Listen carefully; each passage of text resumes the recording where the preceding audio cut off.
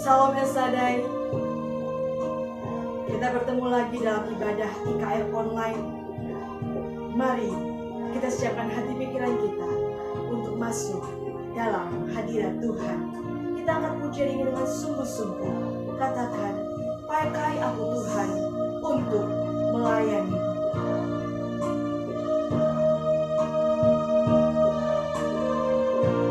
Datang pada Yesus, minta apa yang diperlukan darinya. Dia akan menjawab, Dia berikan melebihi segalanya. Itu yang aku rasakan saat ku datang dan berdoa padanya.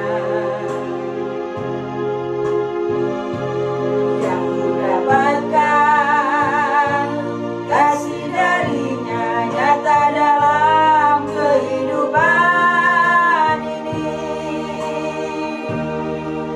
Sungguh aku merasa Kau selalu ada denganku, dan sungguh ku merasa kasih sayang-Mu Tuhan. Dengan apa ku balas semua kebaikan-Mu. Tak ada sesuatu yang dapat aku berikan sebagai persembahan yang berarti bagi-Mu. Usahakan hidup ini, pakai aku Tuhan untuk melayani-Mu. Datang pada Yesus. Datang pada Yesus, minta apa yang diperlukan darinya. Dia akan menjawab, Dia berikan melebihi segalanya. Itu yang aku rasakan saat ku datang dan berdoa padanya. Yang ku dapatkan kasih darinya nyata dalam kehidupan ini. Sungguh aku merasa Kau selalu ada denganku, dan sungguh ku merasa kasih sayang-Mu Tuhan. Dengan apa ku balas semua kebaikan-Mu. Tak ada sesuatu yang dapat aku berikan sebagai persembahan yang terbaik bagi-Mu. Usahakan hidup ini, pakai aku Tuhan untuk melayani-Mu. Sungguh aku merasa Kau selalu ada denganku, dan sungguh ku merasa kasih sayang-Mu Tuhan. Dengan apa ku balas semua kebaikan-Mu. Tak ada sesuatu yang dapat aku berikan sebagai persembahan yang terbaik bagi-Mu. Usahakan hidup ini,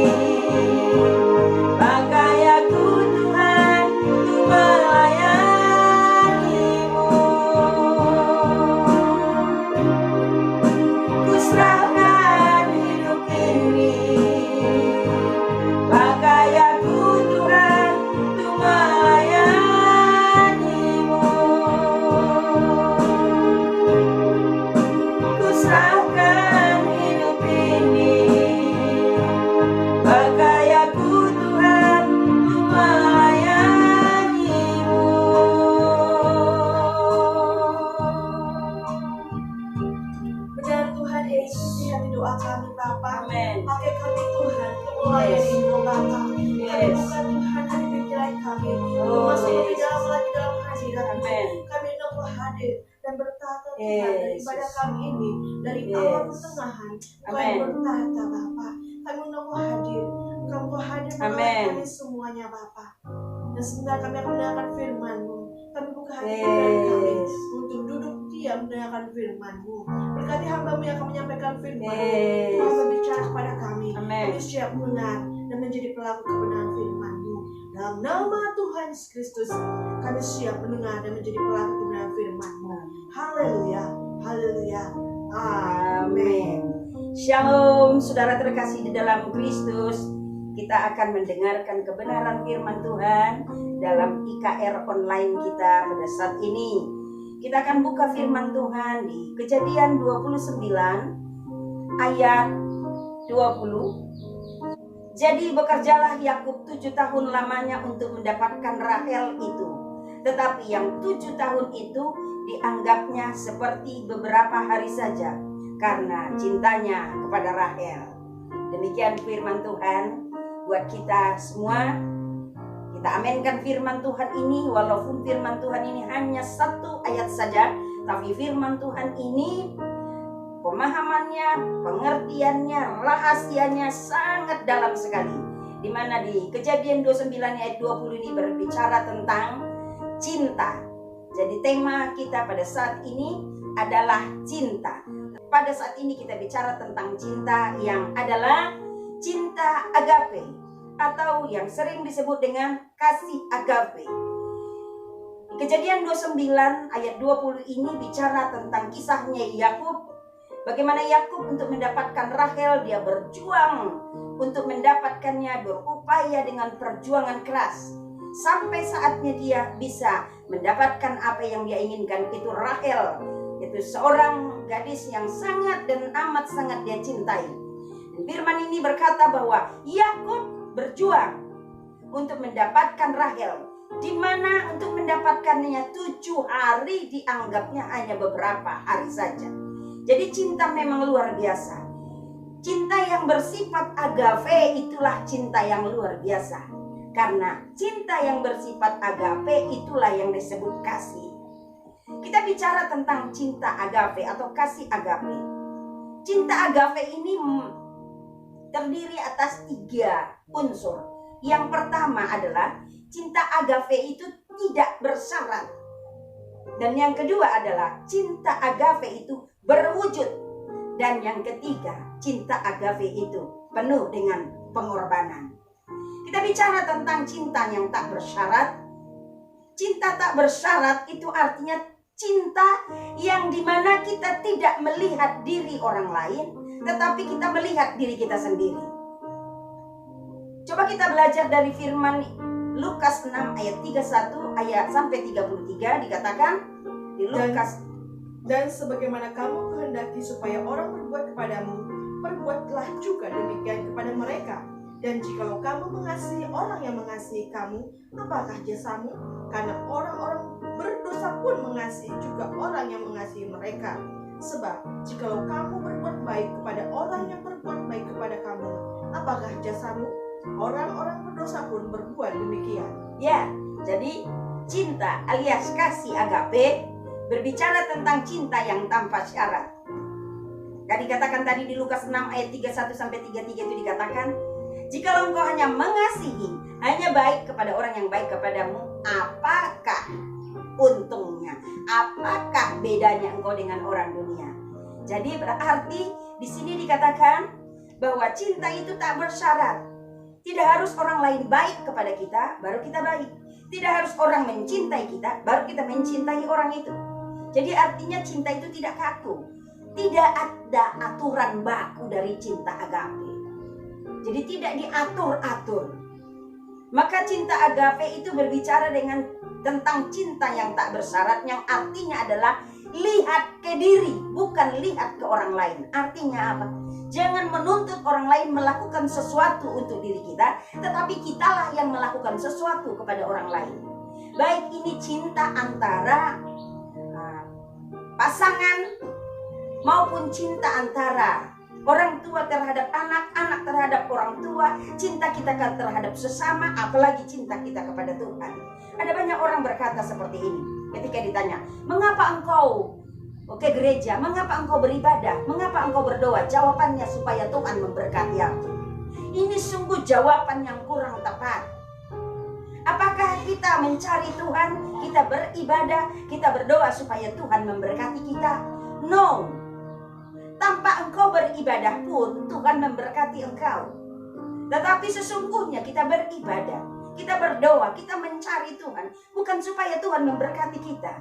Karena kalau untuk memberkati itu sudah pasti, karena Tuhan tidak pernah berhutang. Tetapi kita mencari Tuhan, anggaplah itu satu balasanmu atas kasih Tuhan. Kita mencari Tuhan karena kita tahu kita tidak bisa hidup tanpa Tuhan. Kita tidak bisa hidup tanpa cintanya Tuhan. Maka cinta itu haruslah cinta agape yang tak bersyarat. Tidak ada syaratnya. Tidak harus Tuhan lakukan A dulu baru kita melakukan A. Tidak harus Tuhan mengadakan mukjizat dulu baru kita cinta Tuhan. Tidak harus apa yang kita doakan Tuhan jawab dulu baru kita mengasihi Tuhan, baru kita mau setia sama Tuhan. Tidak harus pasangan kita menunjukkan rasa cintanya, perhatiannya kepada kita baru kita memberikan perhatian kita kepada pasangan kita. Tidak harus anak kita baik baru kita baik terhadap anak kita. Tidak harus orang tua kita memuji-muji kita baru kita baik terhadap orang tua kita.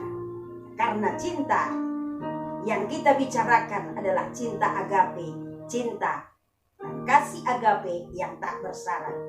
Jadi itulah unsur dari cinta alias kasih agape, yaitu cinta yang tak bersyarat. Yang kedua adalah cinta itu berwujud. Berwujud artinya terlihat. Sesuatu yang terlihat harus berdampak. Seperti dikatakan di Kejadian 30 ayat 27 sampai 29. Tetapi Laban berkata kepadanya, sekiranya aku mendapat kasihmu, telah nyata kepadaku bahwa Tuhan memberkati aku karena engkau. Lagi katanya, tentukanlah upahmu yang harus kubayar, maka aku akan memberikannya. Sahut Yakub kepadanya, engkau sendiri tahu bagaimana aku bekerja padamu dan bagaimana keadaan ternakmu dalam penjagaanku. Jadi di firman Tuhan ini di Kejadian tadi, Kejadian 30, di mana Yakub mengatakan kepada Laban, engkau tahu sendiri bagaimana keadaan ternakmu sebelum aku datang. Artinya sebelum kehadiran Yakub di dalam keluarga Laban, Laban itu kesejahteraannya biasa-biasa saja, ternaknya biasa-biasa saja. Tapi dengan kehadiran Yakub, Yakub bekerja untuk Laban demi untuk cintanya terhadap Rahel. Yakub membuat satu perubahan yang sungguh berdampak sekali, di mana ternaknya Laban beranak cucu, berkembang.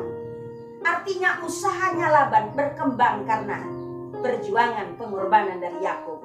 Yakub melakukan sesuatu yang luar biasa yang berdampak.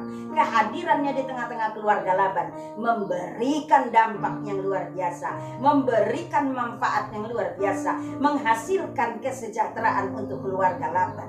Itulah yang disebut dengan cinta yang berwujud, terlihat hasilnya.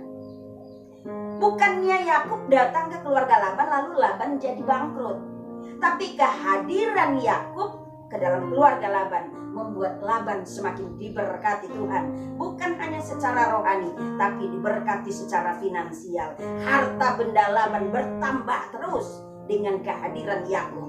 Itulah yang disebut cinta yang berwujud. Jadi Yakub menunjukkan bahwa cintanya berwujud. Dan apa itu cinta yang berwujud? Cinta berwujud selain berdampak, cinta yang berwujud itu diketahui oleh semua orang. Seperti dikatakan di Filipi 4 ayat 5, hendaklah kebaikan hatimu diketahui semua orang, Tuhan sudah dekat. Ya, kalau cinta kita terhadap Tuhan adalah cinta yang agape, cinta yang betul-betul berwujud, hendaknya kebaikan kita diketahui semua orang, tapi bukan karena kita memberitahu, tapi karena orang lain melihat gaya hidup kita, cara bicara kita, cara kita beribadah, kesetiaan kita sama Tuhan. Itu membuat orang lain tahu kebaikan hati kita. Dan orang-orang yang mungkin kita tidak kenal pun bisa mengetahui bahwa kita adalah orang baik, bahwa kita adalah orang yang takut akan Tuhan. Jadi tanpa kita sadari, orang di sekitar kita membaca keadaan kita, mengetahui bahwa kita adalah orang yang rohani, kita adalah orang yang cinta Tuhan. Bahkan orang di sekitar kita tahu bahwa kita adalah orang yang cinta terhadap keluarga, karena orang melihat sikap dan tindakan kita. Tuhan betul-betul merasa bahwa cintanya ada dalam diri kita, dan kita pun merasa bahwa cinta kita ada kepada Tuhan. Cintamu ada pada Yesus, cintamu ada pada orang tuamu, cintamu ada pada pasanganmu, cintamu ada pada anak-anakmu, cintamu ada dan kebaikanmu ada pada semua orang. Dan itu harus diketahui semua orang, tetapi tanpa engkau beritahu. Dengan sikap, tindakan, gaya hidupmu, cara bicaramu, membuat orang tahu bahwa di dalam dirimu ada Yesus, dalam dirimu ada cinta Yesus, bahwa engkau adalah seorang yang takut akan Tuhan, dan itu diketahui semua orang. Maka lewat itu nama Tuhan dipermuliakan. Itulah yang disebut dengan cinta yang berwujud, yang bisa diketahui oleh semua orang. Dan cinta berwujud itu juga adalah cinta yang menghasilkan pemberitaan Injil. Jadi saudara yang dikasihi Tuhan, jangan lupa, kalaupun kita berbicara tentang cinta, bukanlah cinta yang semata-mata bicara tentang manusia dengan manusia, tetapi lebih dari itu, cinta ini yang berwujud ini berbicara tentang pemberitaan Injil. Cinta seorang perempuan Samaria, yang tentunya kita sudah tahu bahwa ada satu perempuan Samaria yang bertemu dengan Yesus di sebuah sumur.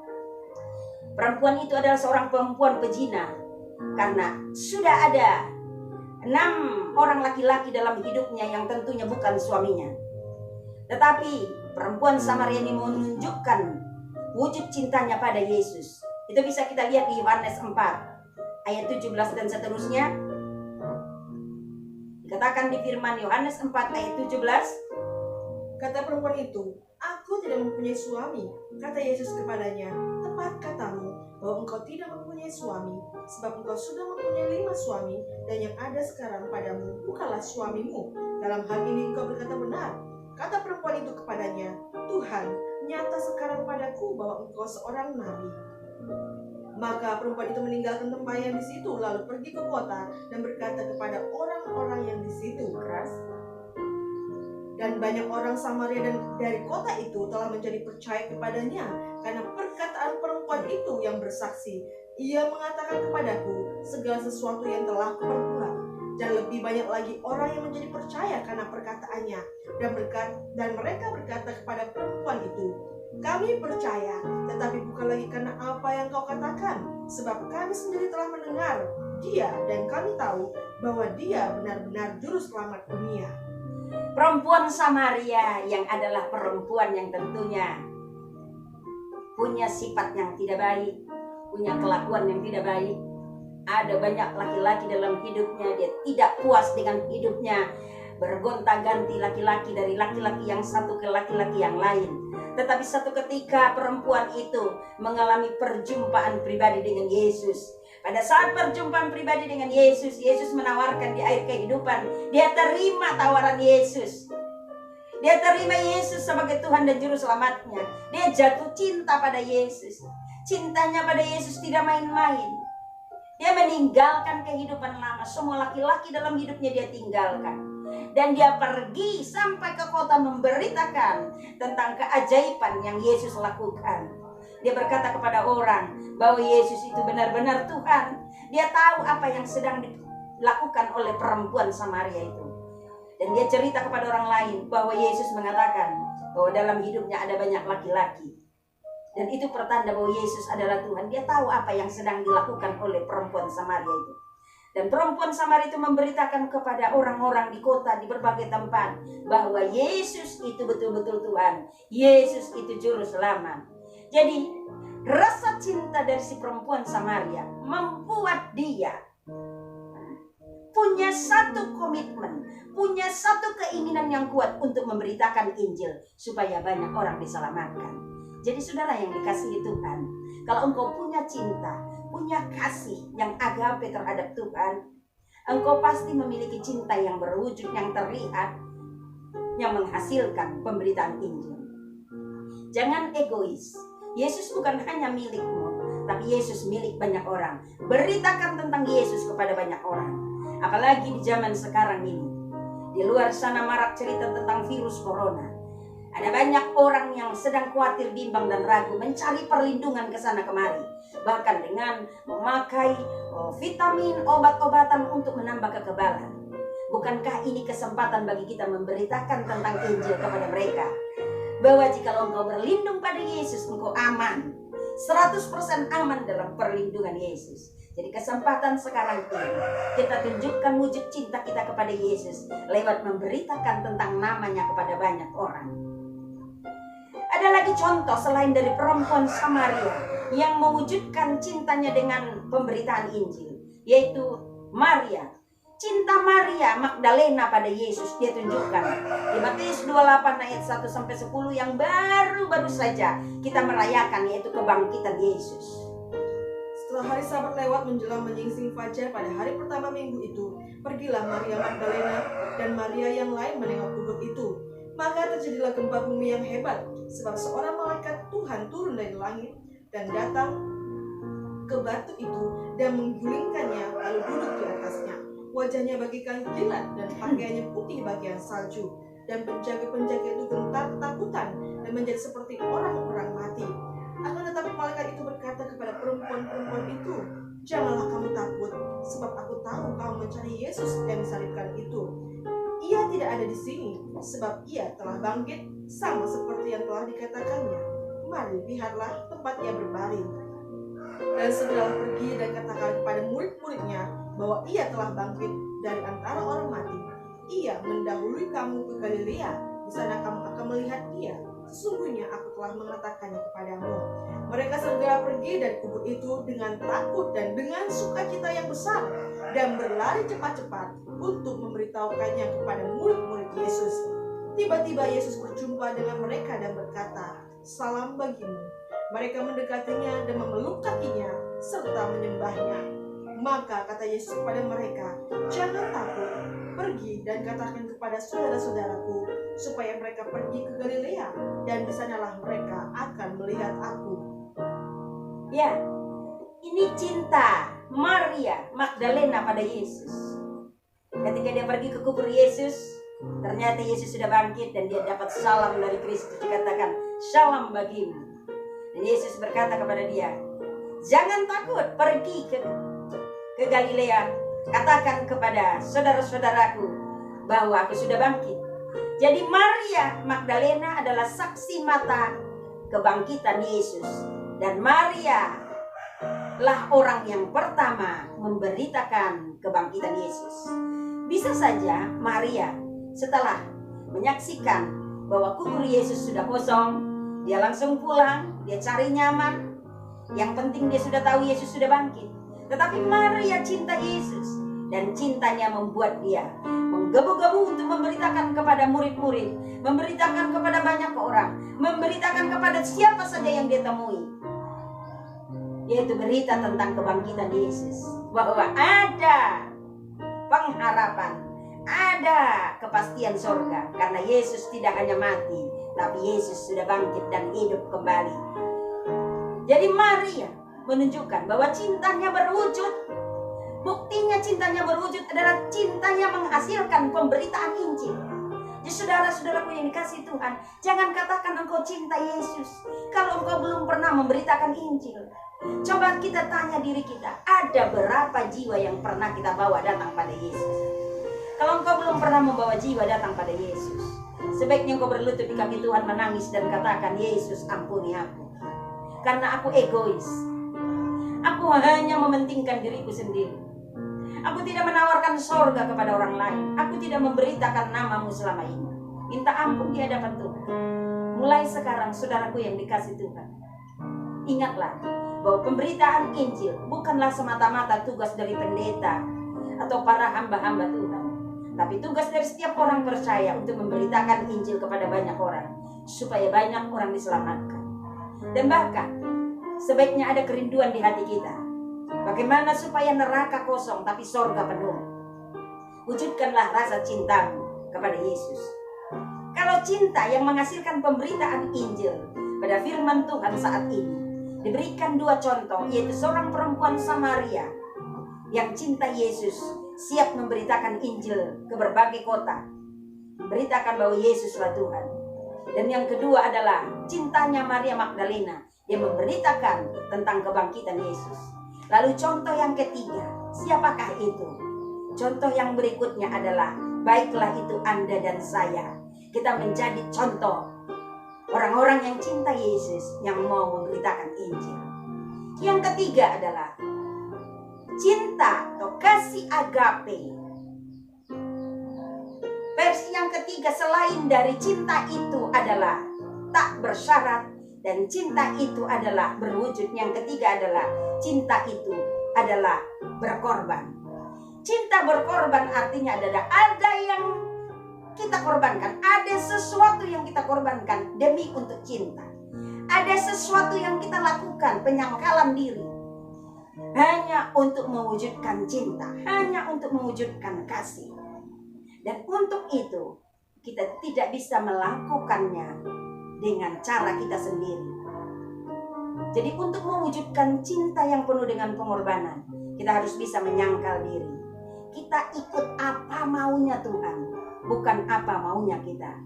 Kalau selama ini yang kita lakukan apa yang kita mau, berarti kita belum cinta Yesus. Demikian juga kalau engkau mencintai orang-orang di sekitarmu, engkau mencintai orang yang di sampingmu, engkau mencintai orang-orang yang ada di dalam rumahmu, untuk menunjukkan cintamu kepada orang-orang yang kau cintai, engkau tidak melakukan apa yang kau mau, tapi lakukan apa yang orang kau cintai, apa yang dia mau. Apa yang dimau suamimu, apa yang dimau istrimu, apa yang dimau anakmu, apa yang dimau oleh orang tuamu, lakukan. Pakai dengan cara dari orang yang engkau cintai. Pasti engkau sukses mempraktekkan cinta kepada orang-orang yang kau cintai. Demikian juga cinta kita dengan Tuhan. Jangan pakai caramu sendiri, pakai caranya Tuhan. Kalau engkau memakai caramu sendiri, Tuhan tidak akan senang dengan wujud cintamu. Tapi kalau kau pakai cara Tuhan, Tuhan akan puas dengan perwujudan cintamu. Yakub, dia ikut, dia nurut maunya Tuhan. Dia ikut maunya bapaknya. Di mana pada saat Yakub disuruh meninggalkan rumah bapaknya menyuruh dia untuk menemui keluarga Laban. Yakub nurut dan taat dengan apa yang dikatakan oleh bapaknya. Ketika dia nurut dengan apa yang dikatakan bapaknya, dia sama dengan nurut terhadap kebenaran firman Tuhan. Jadi Yakub melakukannya dengan rasa taat dan setia kepada Tuhan. Sehingga apa yang terjadi? Tadi firman Tuhan sudah kita baca, bagaimana Yakub mendapatkan cintanya Laban, cintanya seluruh keluarga Laban, dan dia mendapatkan orang yang dicintai itu Rahel. Juga Yakub nurut pada Laban, yaitu calon mertuanya. Tadi dikatakan di Kejadian 29 ayat 20 dan 27 kita baca. Kejadian 29 ayat 20 dan 27. Jadi bekerjalah Yakub 7 tahun lamanya untuk mendapatkan Rahel itu, tetapi yang 7 tahun itu dianggapnya seperti beberapa hari saja karena cintanya kepada Rahel. Genaplah dahulu 7 tahun perkawinanmu dengan anakku ini, kemudian anakku yang lain pun akan diberikan kepadamu sebagai upah, asal engkau bekerja pula padaku 7 tahun lagi. Jadi Yakub untuk mendapatkan Rahel, dia harus memakai hitungan matematika 2 kali 7. 7 tahun pertama dia belum mendapatkan Rahel, dia harus bekerja lagi 7 tahun lagi untuk Laban. Sehingga genaplah 14 tahun. 2 kali 7 tahun, 14 tahun, baru Yakub mendapatkan Rahel, yaitu orang yang dia cintai. Jadi cinta itu butuh pengorbanan. Yakub melakukan pengorbanan dengan tulus. Dia tidak pernah merasa capek. Terbukti dikatakan di ayat 20. 7 tahun buat dia hanya beberapa hari saja. Dikatakan beberapa hari berarti tidak sampai 1 minggu. Buat dia singkat sekali 7 tahun itu. Kebersamaan dengan Laban 7 tahun buat dia hanya beberapa hari saja. Karena cinta apapun dia lakukan. Dan sekalipun sudah 7 tahun, dia tidak menuntut kepada Laban apa yang sedang dia nanti-nantikan. Tetapi ketika Laban menambahkan 7 tahun lagi, dia menerimanya dengan sukacita, sehingga dia harus menunggu sampai 7 tahun lagi baru dia mendapatkan Rahel. 14 tahun untuk mendapatkan orang yang dia cintai. Bukankah itu satu pengorbanan? Bagaimana dengan kita? Coba kita ingat kembali pengorbanan Yesus. Yesus mati di kayu salib demi cintanya. Yesus begitu luar biasa menunjukkan bahwa cintanya kepada kita tak bersyarat, bahwa cintanya kepada kita adalah berwujud dengan kematiannya di kayu salib, bahwa cintanya kepada kita penuh dengan pengorbanan. Apa balasanmu, saudaraku yang dikasihi Tuhan? Untuk mengingatkan kita, mari kita baca Markus 10 ayat 29 sampai 30. Jawab Yesus, aku berkata kepadamu, sesungguhnya setiap orang yang karena aku dan karena Injil meninggalkan rumahnya, saudaranya laki-laki atau saudaranya perempuan, ibunya atau bapaknya, anak-anaknya atau ladangnya, orang itu sekarang pada masa ini juga akan menerima kembali 100 kali lipat rumah, saudara laki-laki, saudara perempuan, ibu, anak, dan ladang, sekalipun disertai berbagai penganiayaan, dan pada zaman yang akan datang ia akan menerima hidup yang kekal. Luar biasa firman Tuhan ini berkata. Firman Tuhan ini kalau dirumuskan artinya adalah satu, mendapatkan 100. Satu yang kita lakukan, kita dapatkan 100 hal yang luar biasa dari Tuhan. Tadi dikatakan menerima 100 kali lipat. Jikalau karena melayani Tuhan, jikalau karena melayani pekerjaan Tuhan, karena beribadah, karena mau melakukan sesuatu untuk pekerjaan Tuhan, engkau meninggalkan keluargamu, meninggalkan istrimu, meninggalkan suamimu, keluargamu, bahkan meninggalkan pekerjaanmu demi untuk mewujudkan rasa cintamu kepada Tuhan, lewat beribadah, lewat melayani Tuhan, maka Tuhan berkata, engkau tidak pernah rugi, karena akan Tuhan ganti 100 kali lipat. Asal engkau melakukannya dengan tulus, dengan cinta yang penuh dengan pengorbanan. Kalau Yakub mendapatkan hasil dari pengorbanannya, dia mendapatkan kekasih hatinya Rahel. Dan bukan hanya itu, Yakub menerima janji berkat Tuhan, maka sampai sekarang nama Yakub disebut-sebut. Sampai kalau kita berdoa, kita akan mengatakan di dalam doa, bahkan umat Tuhan sudah menjadikan ini satu tradisi, mengatakan Allah yang kami sembah itu Allah Abraham, Ishak, Yakub. Yakub disebut karena nama Yakub adalah nama yang luar biasa, nama yang betul-betul nama seseorang yang mewujudkan rasa cintanya sama Tuhan, yang taat dan setia sama Tuhan, sehingga namanya tercatat, dan pengakuan imannya kepada Tuhan bahwa Yesus adalah Tuhannya, sehingga itu membuat satu percontohan doa dengan menyebut nama dari Allah Yakub. Allah Yakub adalah Yesus, sekalipun dulu nama Yesus belum disebut-sebut, karena Yesus menjelma jadi manusia baru sekitar 2000 tahun yang lalu. Tetapi sungguh Allahnya Yakub dulu dengan Allah kita sekarang adalah sama, yaitu tetap Yesus. Jadi berarti Yakub menunjukkan rasa cintanya dengan penuh pengorbanan kepada Allah yang sama, Allah yang kita sembah, yaitu Yesus. Bagaimana dengan kita? Yesus sudah mati bagi kita, dan kita sudah peringati Jumat Agung, perayaan Paskah. Kita sudah peringati. Kita peringati kematian Yesus di Jumat Agung. Dan kita peringati juga kebangkitan Yesus di Paskah. Tidakkah di hati kita terbesit satu kerinduan untuk membalas kasih Tuhan? Bagaimana Yesus mati di kayu salib tanpa mementingkan dirinya, tidak memikirkan kenyamanan dirinya. Bagaimana dengan kita? Mari saudaraku yang dikasihi Tuhan, milikilah cinta, kasih agape yang tanpa syarat, dan milikilah cinta kasih agape yang sungguh-sungguh berwujud dan berdampak, diketahui semua orang, dan menghasilkan pemberitaan Injil. Dan milikilah cinta yang penuh dengan pengorbanan sebagai balasanmu atas kasih Kristus. Dan saat-saat sekarang ini kita membutuhkan cinta yang seperti ini. Dan dunia sedang membutuhkan cinta yang penuh dengan pengorbanan. Karena banyak orang di luar sana yang sedang kesusahan, yang sedang menangis, sedang berteriak mengatakan tolong aku. Mari saudara yang dikasih Tuhan, apa yang bisa kau lakukan? Mungkin engkau bisa merogoh kantongmu untuk membantu sesama yang sedang kelaparan di luar sana. Atau paling tidaknya engkau bisa menyisihkan waktumu untuk berdoa buat saudara-saudara kita yang sedang dalam masalah kekhawatiran, kebimbangan, ada dalam masalah kelaparan, ada dalam masalah sakit penyakit di luar sana. Mari kita berdoa buat mereka.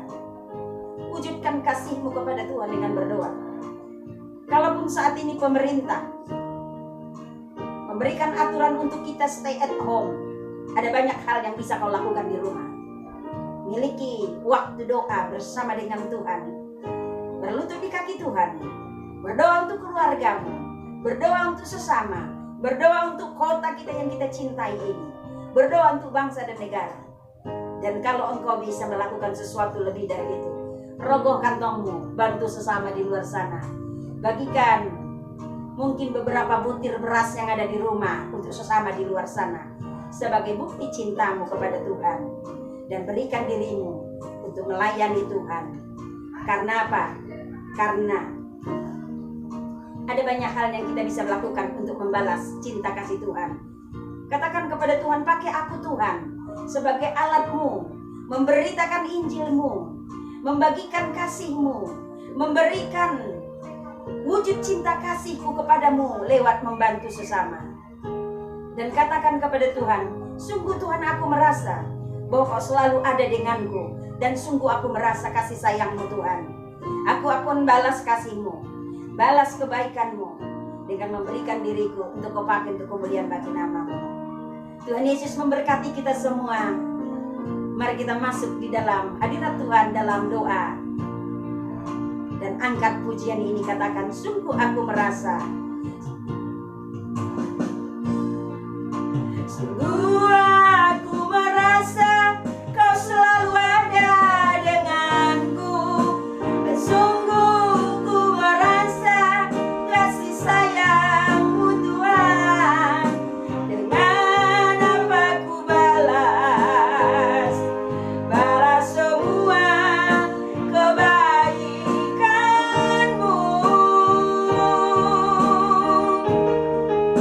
Tak ada sesuatu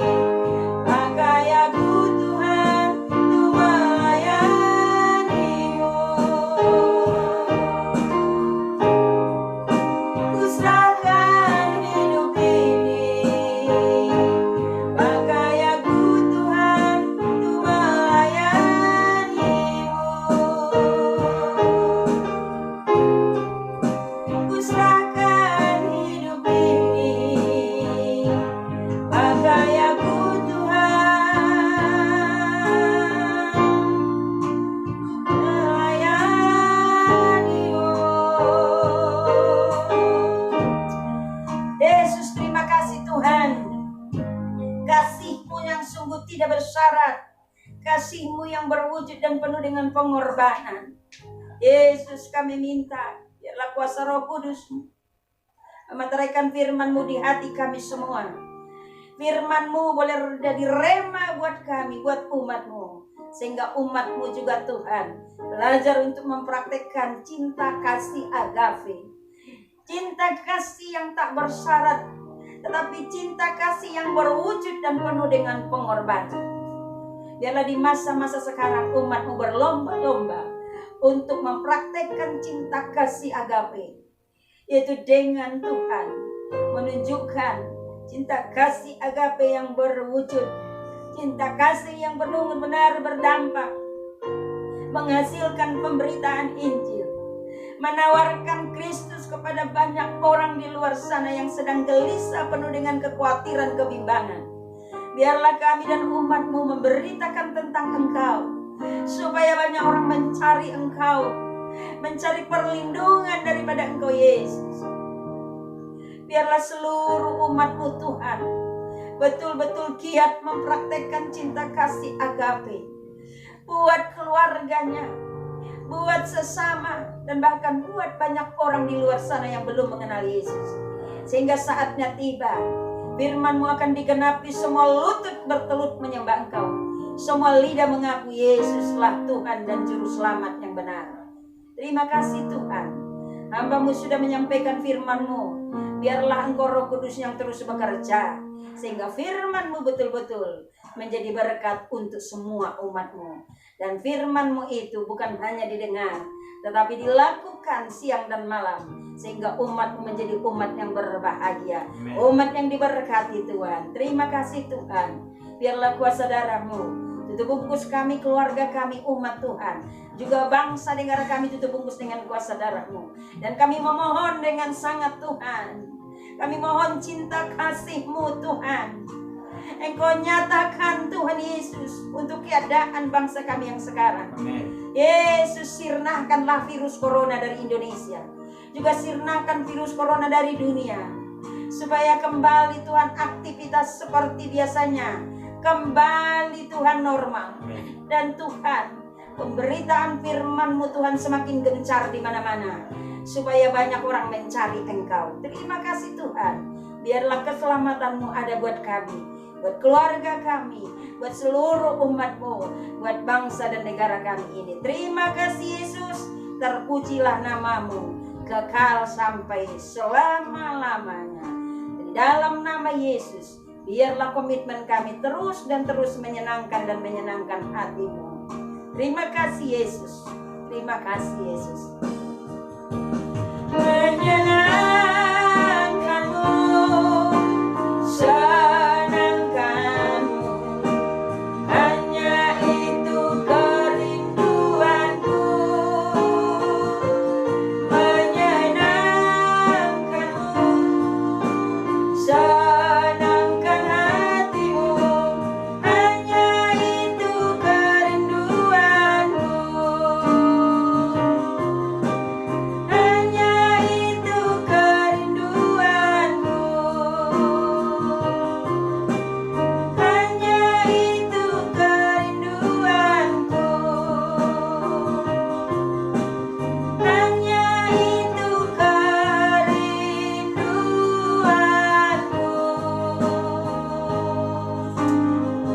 Hai umat Tuhan, Engkau yang sudah masuk dalam hadirat Tuhan, Engkau yang sudah memuji menyembah Tuhan, Engkau yang sudah mendengar firman Tuhan, angkatlah kedua tangan-Mu Tuhan saat ini, sedang mengarahkan tangannya kepada Engkau, sedang mengarahkan hatinya kepada Engkau untuk memberkati Engkau.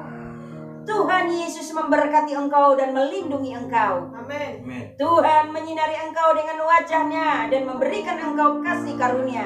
Amin. Tuhan Yesus menghadapkan wajah-Nya kepadamu dan memberikan engkau damai sejahtera. Amin. Terimalah berkat Tuhan dan sama-sama imani dan sama-sama katakan amin. Tuhan Yesus memberkati. Shalom.